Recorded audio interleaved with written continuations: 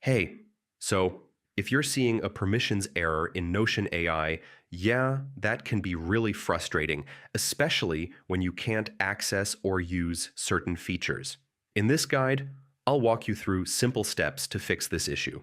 First, check your workspace permissions and make sure you have edit access to the page because limited access can block AI features. Next, confirm your account role. Yeah, since some roles like viewers may not have permission to use AI. If you don't have access, request permission from the workspace owner or admin. You should also check if Notion AI is enabled in your workspace because some teams may have it turned off. Logging out and logging back in can refresh your permissions and fix temporary issues. Try using AI on another page, to see if the issue is limited to a specific page.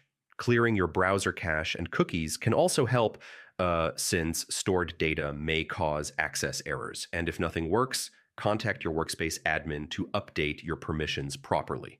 So that's how to fix Notion AI permissions error issues. One of these steps should help you regain access quickly.